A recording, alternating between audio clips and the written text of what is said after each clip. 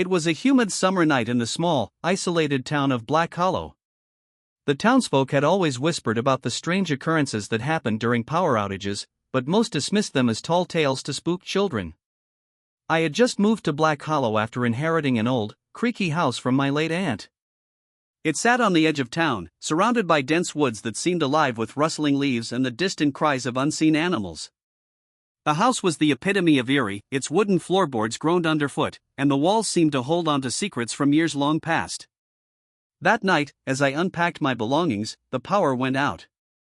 The sudden silence was deafening, broken only by the ticking of the old grandfather clock in the hallway. I groaned, fumbling around for the flashlight I had seen in one of the kitchen drawers earlier. The air grew heavier, as if the darkness itself had weight. Then, I heard it. A faint scratching sound, like nails dragging across wood, coming from upstairs. My heart skipped a beat. "It's just the wind," I muttered, trying to calm myself.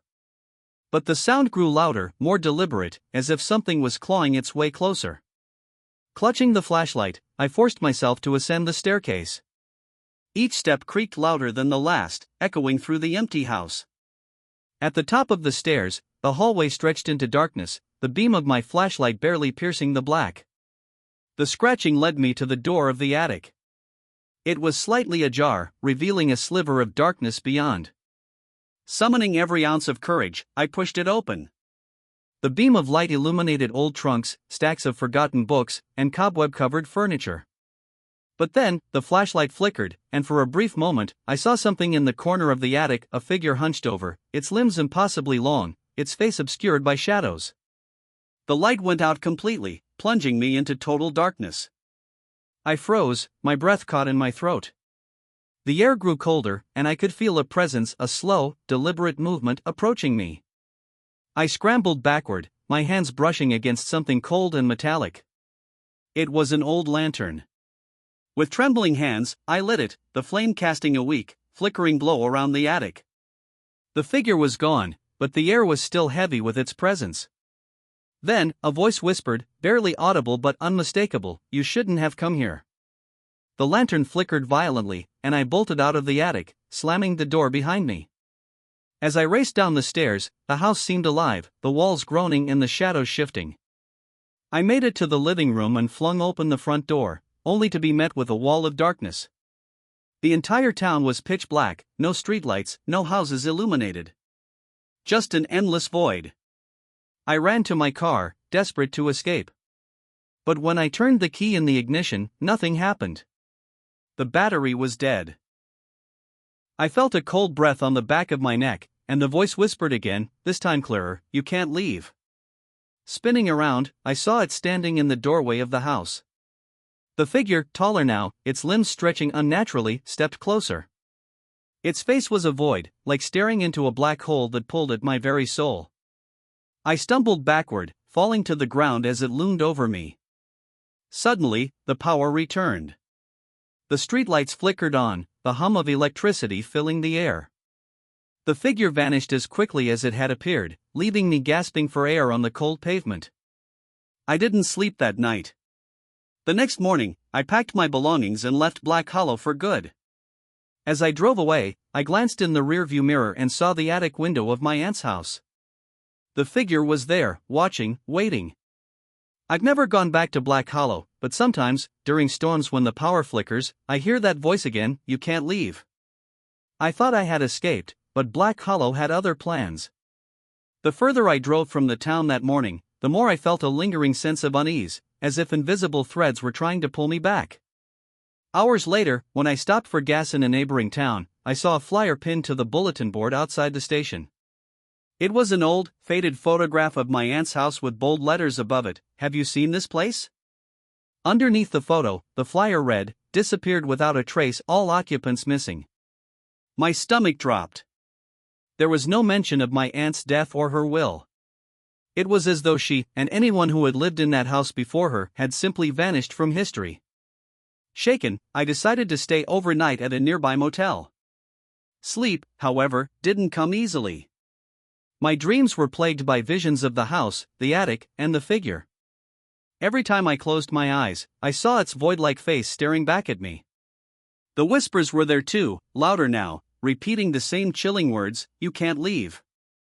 I woke up in a cold sweat just before dawn, only to find my motel room's door ajar. The key I had placed on the nightstand was gone, and the faint smell of burnt wood lingered in the air. My heart pounded as I checked the room. Nothing seemed out of place, but the sense of being watched was suffocating. I knew I couldn't stay there any longer. When I returned to my car, the windshield was fogged up, despite the dry summer heat. Written on the glass, as though traced by a finger, was a single word, "home." I refused to believe it. I drove as fast as I could, desperate to put more distance between myself and Black Hollow. But no matter which route I took, the roads seemed to loop back on themselves. By noon, I realized I was circling the same stretch of highway over and over. Landmarks I swore I had passed hours ago reappeared, each one more decayed and overgrown than the last. It was as if time itself was unraveling. Eventually, my car sputtered to a stop, the gas tank inexplicably empty despite the recent fill-up. I got out, hoping to flag down another driver, but the road was eerily deserted. The trees lining the highway seemed to stretch higher into the sky, their branches twisting unnaturally. That's when I heard it again, the scratching sound. It was coming from the trunk of my car. My hands trembled as I unlocked it. Inside, there was nothing but my suitcase and a few scattered belongings. But the scratching didn't stop. It grew louder, more insistent, as though it were coming from beneath the car itself. I dropped to my knees and peered underneath, only to be met with two glowing eyes staring back at me. I scrambled to my feet, tripping over my own panic. The figure emerged from the shadows under the car, its limbs bending in impossible angles as it pulled itself upright. It towered over me now, its void-like face inches from mine. I couldn't move, couldn't scream. The world around me seemed to blur, the edges of reality fraying like an old photograph. "Come home," it said, its voice reverberating inside my skull. In an instant, everything went black. I woke up back in the house. The air was thick with the smell of mildew and decay. The lantern from the attic sat on the floor beside me, its weak flame still flickering. I had no memory of how I had returned, but the oppressive weight of the house was unmistakable. The windows were boarded up now, and the front door wouldn't budge no matter how hard I pulled. It was as if the house had sealed itself shut, trapping me within its walls. Every attempt to escape led me in circles, the room shifting and rearranging like a labyrinth. Days passed, or at least I thought they did. Time lost all meaning. I'd hear the whispers at all hours, growing louder and more frantic until they became a cacophony of voices. They spoke of others who had lived here, of their futile attempts to leave, and of the figure that watched over them all. One night, I ventured back into the attic, drawn by an inexplicable compulsion. The air was freezing, and the lantern's light barely penetrated the darkness. In the center of the room stood a mirror I hadn't seen before, its surface cracked and covered in a thin layer of dust. As I approached, the whispers grew deafening, a maddening chorus of despair. I stared into the mirror, and at first, I saw only my reflection pale, gaunt, and haggard. But then the surface rippled, like water disturbed by a stone, and the reflection changed. It wasn't me anymore. It was the figure, its void-like face staring back at me, and behind it, dozens of others. They were the missing residents of Black Hollow, their faces twisted in silent screams, their hands pressed against the glass as though begging to be freed. "You're one of us now," the figure whispered, its voice a chilling blend of all the others. I tried to look away, but my gaze was locked on the mirror. The surface began to crack further, and with each fracture, I felt a piece of myself being pulled away. My memories, my identity, my very essence, it all drained into the mirror, leaving behind an emptiness that mirrored the figure's face. Desperate, I smashed the lantern against the mirror, shattering both in an explosion of glass and flame. For a moment, the whispers stopped, replaced by a deafening silence. But then the figure emerged from the shards, its form now towering and all-encompassing, its darkness consuming the room. I don't know how much time has passed since that night. The house has become my prison, its walls stretching into infinity, its rooms looping endlessly. I see the other residents sometimes, wandering aimlessly, their eyes hollow and their movements sluggish. They don't speak, but their presence is a constant reminder of what I've become. The figure watches from the shadows, always just out of reach. It doesn't need to speak anymore, I understand its purpose now.